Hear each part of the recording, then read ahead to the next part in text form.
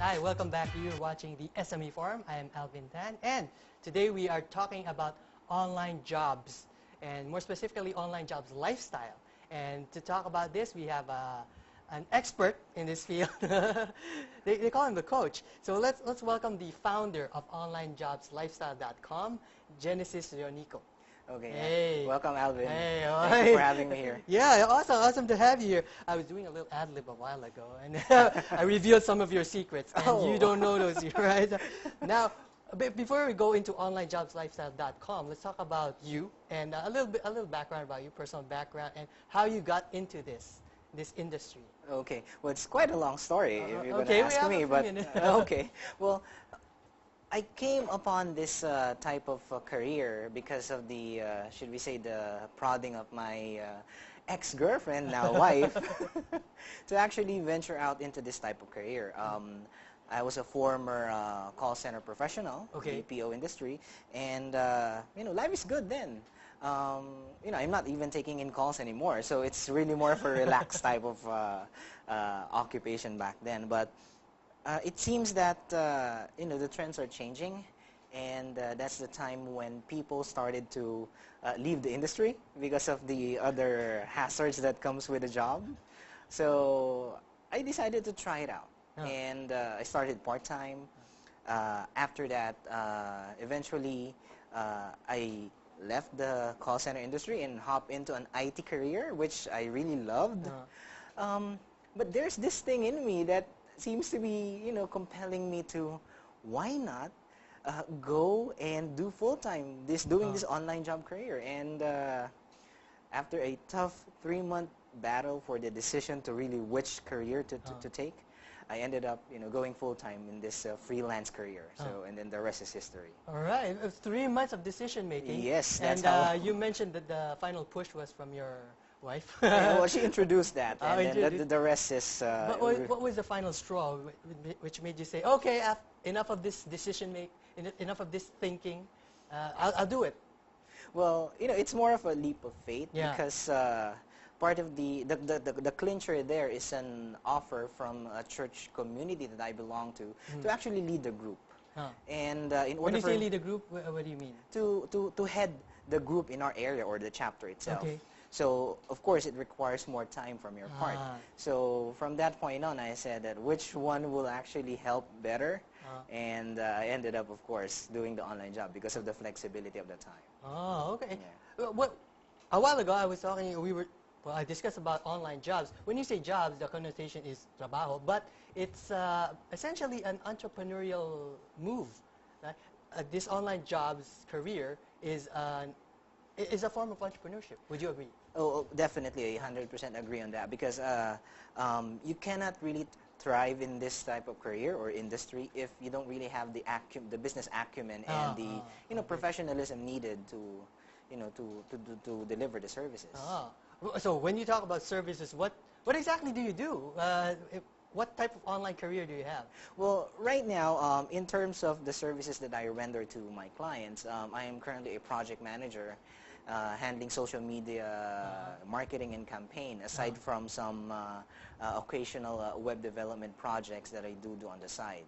So those are really the chunk of my job right now, or should we say clientele. So project management. But are you doing this for one client only or for several clients? Well, back then I do have a couple of clients. The thing about it is sometimes it's really hard to manage multiple clients. They have different moods, requirements.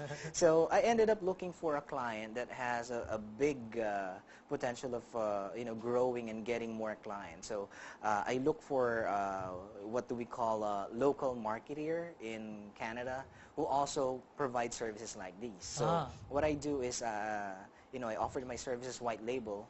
They just market the services, and then we do the fulfillment. Interesting term, white labeling. I've been using that term, but what do you mean when you say white labeling? Well, when we say white labeling, it's just like some packages that you see in the supermarkets, where they basically just put their brand on it, and remove the original the brand of the you know, the makers of that. So basically, it's not I'm not branding my services as my brand, but their brand. I'm just doing the fulfillment. Wow, okay, so it's like it's subcontracting.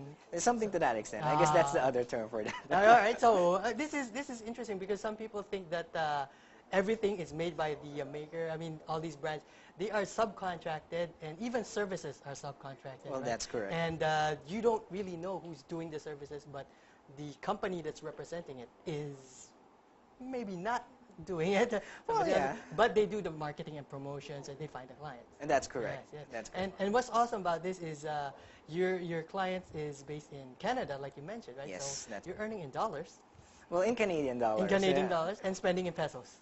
Well, right Yeah. now, actually, what I did, because of the fluctuating you know, currency rate, I asked them to actually pay me in peso.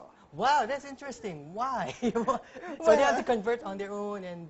Well, they don't want to deal in dollars, US dollars that is, and they Okay, want to still deal in Canadian dollars. So, you know, especially back then when instead of freelancers actually earning more, since the peso is actually gaining some strength back then, I mean, the exchange rate is really, really low. Instead of us really every year getting higher, it tends to get lower. So that's the case. And that's an example of business acumen right there, because you don't just do the thing with social media. You're an expert. You also need to compute. How much am I really making here? Nalulugi ba ako, or am I making correct. more? So that's a part. That's the entrepreneurship part in you, right? So you compute. So your client is okay with this, and how did you do you negotiate the salary and everything, or did they just tell you, or this is how much we pay and what services, or did you come up with your own package and offer to them?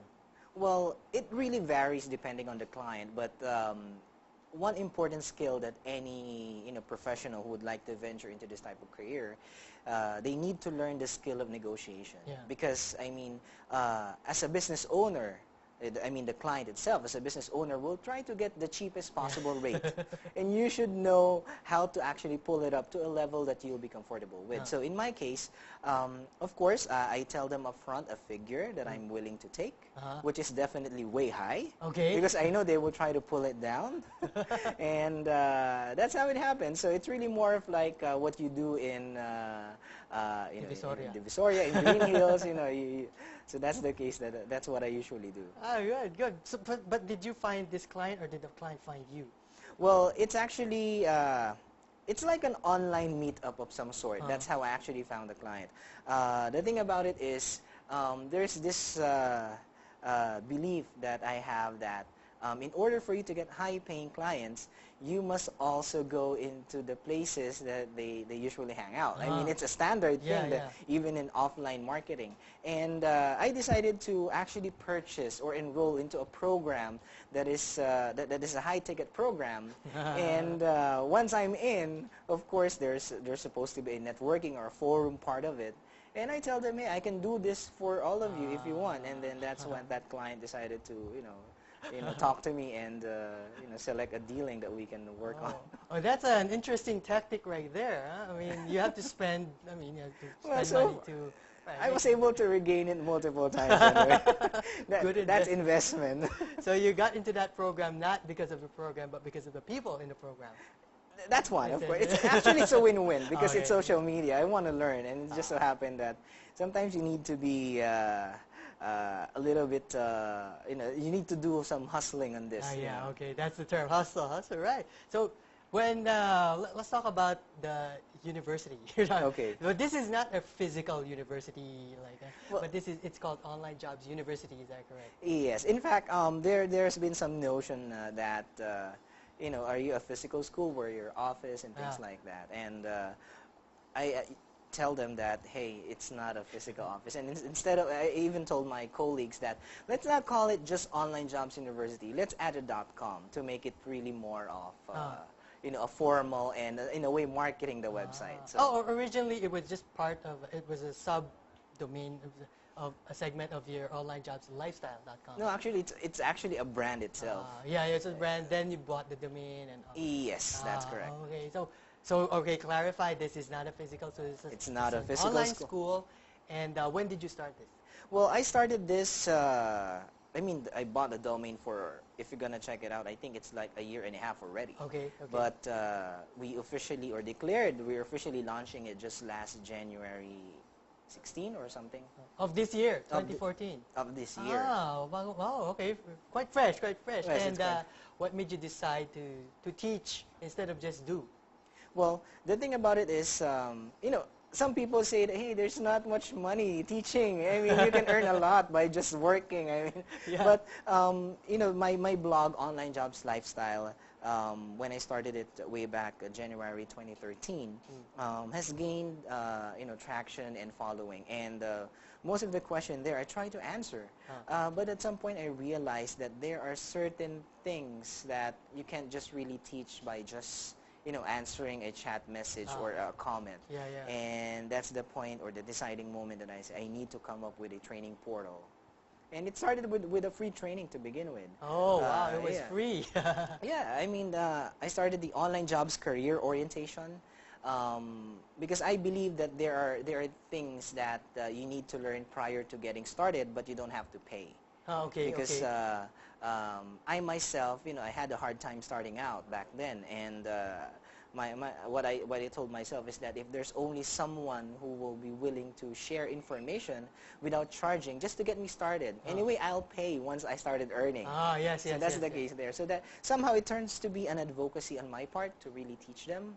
And if they really do see the value in the product or in this career, then I believe that they will, you know, enroll into other programs that we offer. But I like that abundance mentality that I will teach, and if they make money, they will spend the money with me, a portion of that for further education. That's the opposite of some people.